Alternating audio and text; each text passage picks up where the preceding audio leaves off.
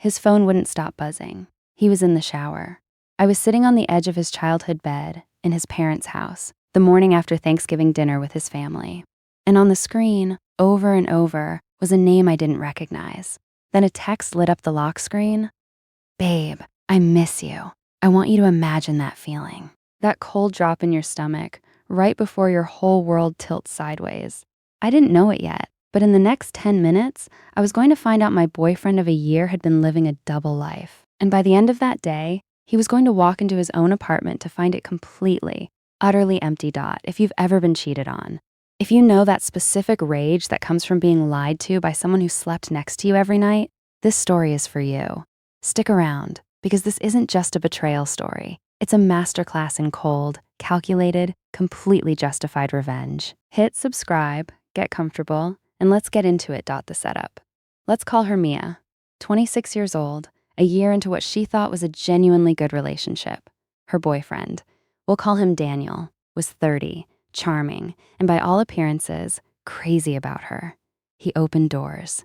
He remembered her coffee order. He'd told her, more than once, that she was different from anyone he'd dated before. That Thanksgiving was a milestone.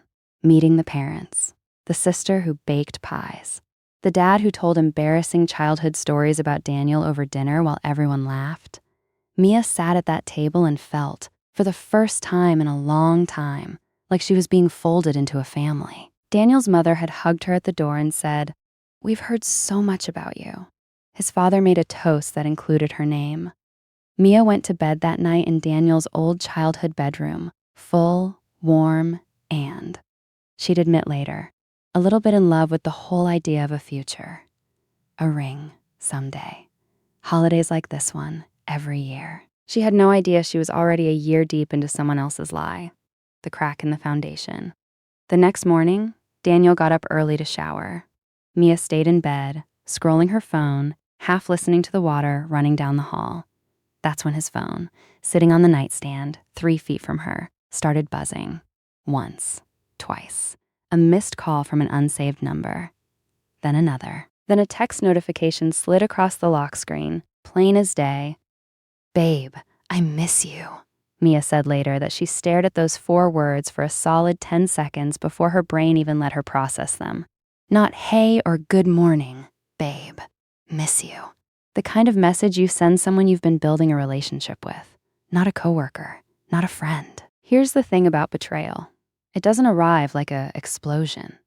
It arrives quiet, a held breath, a hand that won't stop shaking as it reaches for a phone that isn't hers. She picked it up. She didn't even hesitate on the ethics of it. Some instinct in her, some primal alarm bell, told her she needed to know now, before the shower turned off, before she had to look him in the eye again, pretending she didn't see anything. She copied the number onto her own phone. Then she called it, the confirmation. A woman answered on the second ring, casual, warm. The voice of someone who had absolutely no idea she was about to have her entire understanding of her relationship rewritten in real time. Mia didn't scream. She didn't cry.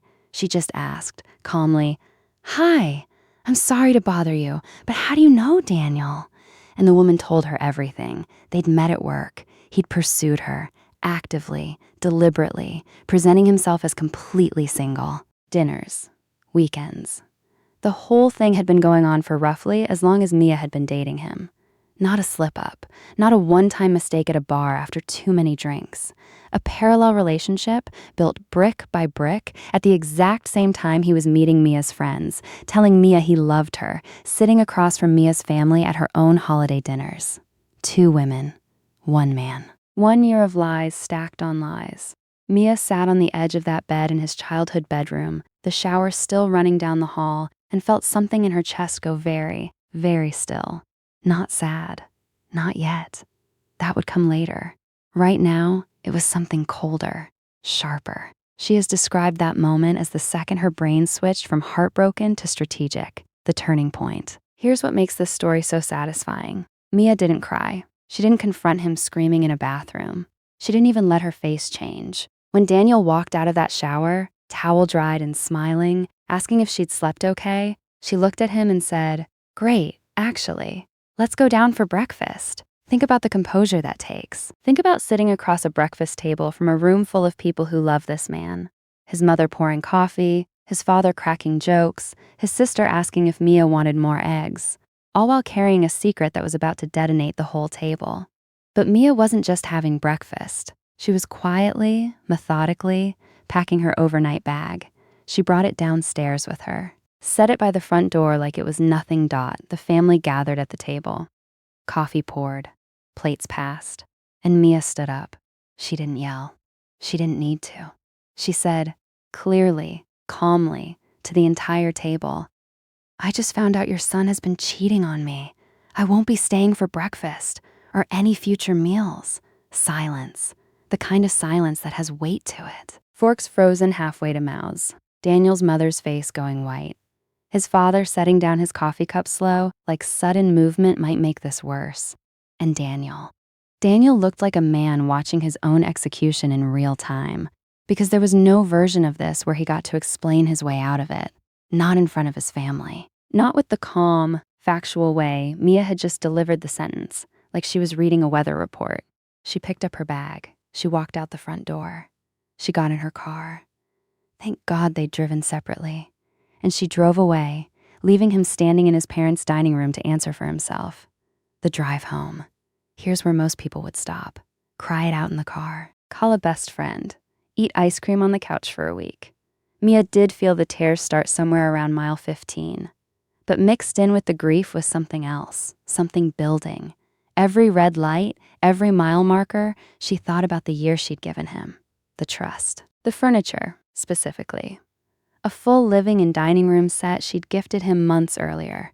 A genuinely generous gift from a friend moving out of state that Mia had passed along because she loved him and wanted his apartment to feel like a home. His home, furnished by her generosity, while he was building a second relationship on the side. By the time she hit her exit, the sadness had curdled into something sharper, cleaner, purposeful. She called a friend who owned a pickup truck. The execution. This is the part of the story people replay. Using the key Daniel had given her, trust, physical proof of a future they were supposedly building, Mia let herself into his empty apartment. He was still at his parents' house, presumably in the middle of the worst conversation of his life. She had a window, and she used it. Piece by piece, she and her friend loaded that pickup truck. The dining table, the chairs, the couch, the coffee table, the side tables. Everything Mia had gifted him, freely, lovingly, months before she knew who he really was. She took back, not out of spite alone, out of principle. He didn't get to keep comfort he hadn't earned. He didn't get to sit on a couch she gave him while juggling two women who both thought they were the only one. When they finished, the apartment was bare. Hardwood floors, bare walls. A single, echoing, empty room where a life used to be staged. Mia locked the door behind her, blocked his number, blocked him on every platform he existed on, and drove home with a truck full of furniture and, for the first time all day, something that felt almost like peace. Picture it. Daniel, driving home from the most humiliating breakfast of his life, keys shaking in his hand as he opens his own front door and finds nothing. No couch to collapse onto, no table to sit at, just empty space and the sound of his own footsteps. A cheater, exposed in front of his entire family, coming home to a life that had been quite literally, deliberately, stripped bare. Mia didn't just leave. She removed every trace of the comfort she'd built for him. And the final, perfect twist? Mia and the other woman, both victims of the same lie, met up for coffee, not to fight over him, to compare notes, piece together the timeline, and become friends in the process. Two women, one liar, and in the end, the only relationship left standing wasn't with him at all.